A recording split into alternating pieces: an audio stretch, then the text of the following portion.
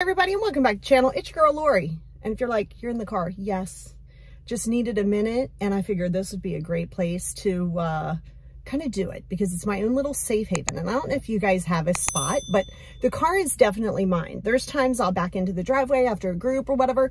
I'll sit in the car for a half hour. I don't necessarily be on social media or anything like that.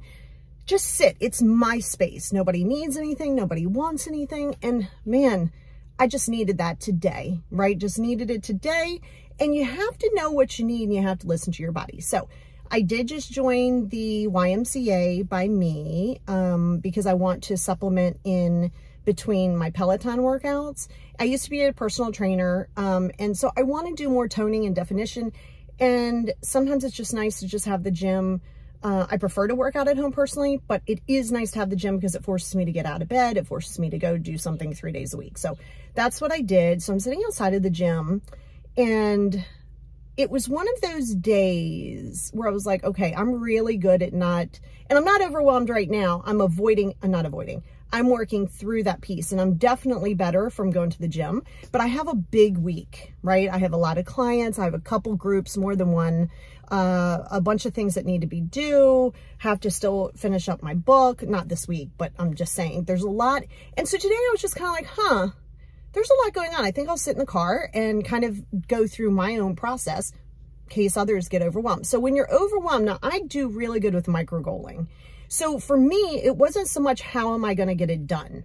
If that is something that you're struggling with, like how can you get it done? You have all these things to do. You want a micro goal. Okay, to micro goal is to, and listen to the podcast. I think it's episode 37 on the podcast, and you can actually find it here on YouTube as well.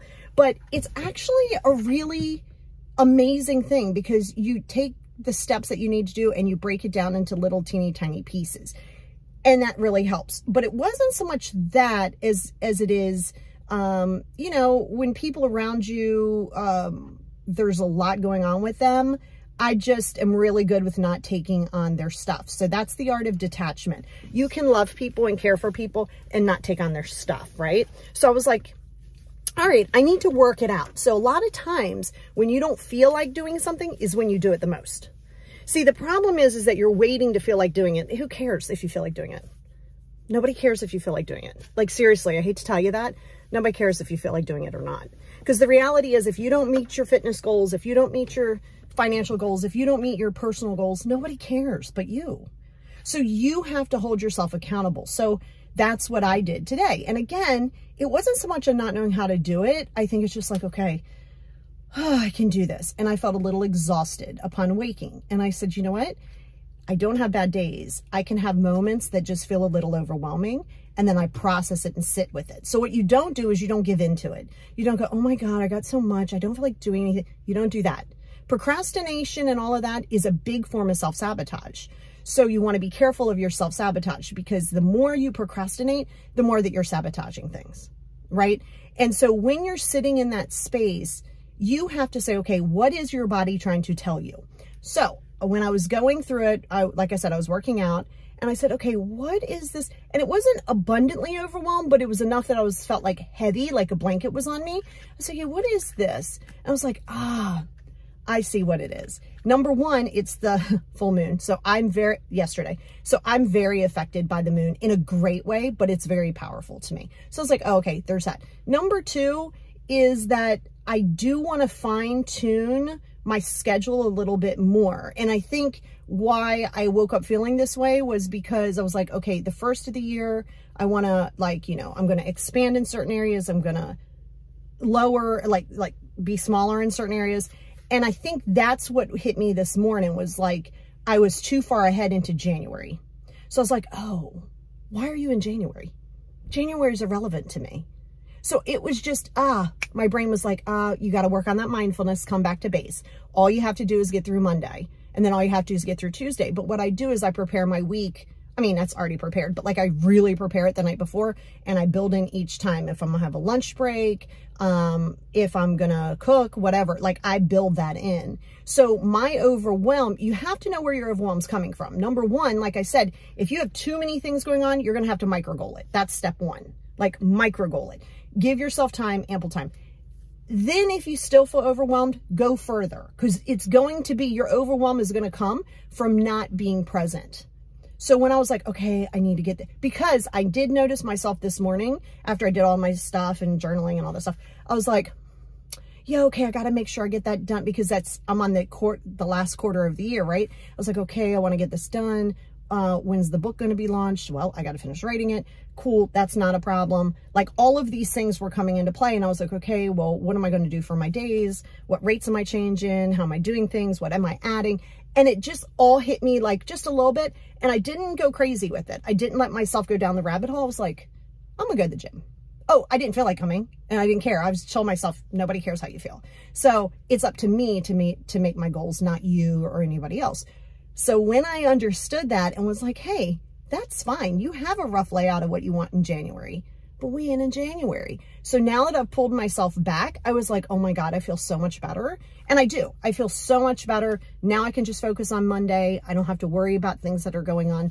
But when those things happen, you're able to see it, not judge it, and take action when you have the tools. But you have to be willing to do the parts that you don't want to do. So like I said, I felt very overwhelmed this morning because now I realized I was thinking too far ahead, and none of that matters. None of that matters. January doesn't matter right now. I'm in October and I'm on Monday. I'm not in January. So when I was like, oh God, I just don't know if I feel like doing the gym today, and I started to feel myself making excuses, I was like, you know what? If you don't go to the gym, nobody cares. It's going to affect you. Well, actually, it does kind of affect everybody because I'm much better when I work out. But for the most part, it's all about me. So you have to understand that you have to hold yourself accountable. Stop waiting to feel ready. That's a lie that you tell yourself. And it's easier to not feel ready than it is to feel ready. You're waiting for like all the stars to align to be like, you won't fail. You can do this. You can feel like we ain't doing that either. Okay. So when you're in that space, you have to push yourself.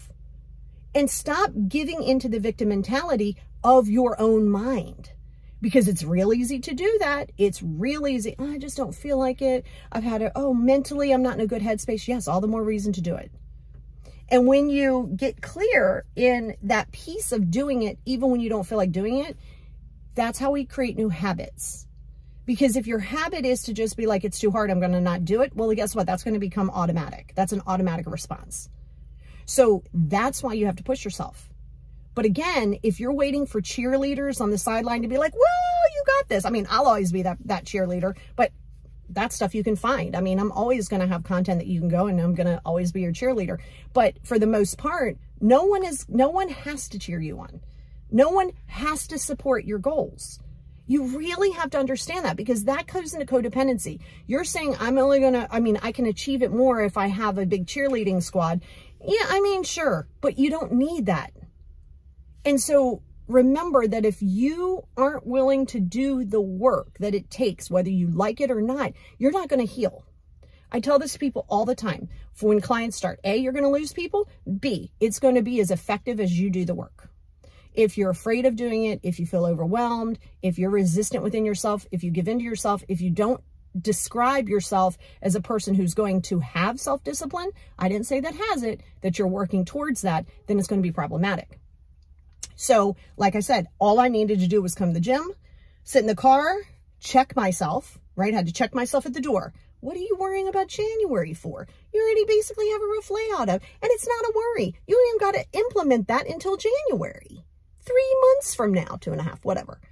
All right. So I just needed a reminder. So you have to check yourself. Be willing to check yourself without judgment. Don't get angry with yourself. Don't beat yourself up, but allow yourself to feel it and process it. The tools that I give you and so many other people can give you, you have to use them, but don't use them out of convenience. Use them when you feel like it's the hardest thing for you to do. So if you're having a hard time getting out of bed, if you're doing all of that, stop lingering in bed, man. Alarm goes off, stretch, I do my mantra, get up, that's it. I could be beat, tired, and be like, oh my gosh, I just want to jump back in bed. Old thought patterns, self-sabotaging. It's so much easier to self-sabotage, believe it or not, than it is to self-promote. But you got to flip that. You have to be about yourself. People, for some odd reason, think self-absorption is a bad thing. It's not. Who else are you supposed to be absorbed with? Yes, still be of service to others, still do amazing things and be there for people. You got to be absorbed with yourself, though. You have to be able to do that, because if you're not, you're going to find 9,000 reasons to not do anything for yourself. And honestly, it's solely your responsibility. Your whole life is solely your responsibility, and it starts with your mindset shift. So if you feel overwhelmed, listen to the Micro Goaling podcast, take a deep breath, stay today, because you won't have any other time but right now.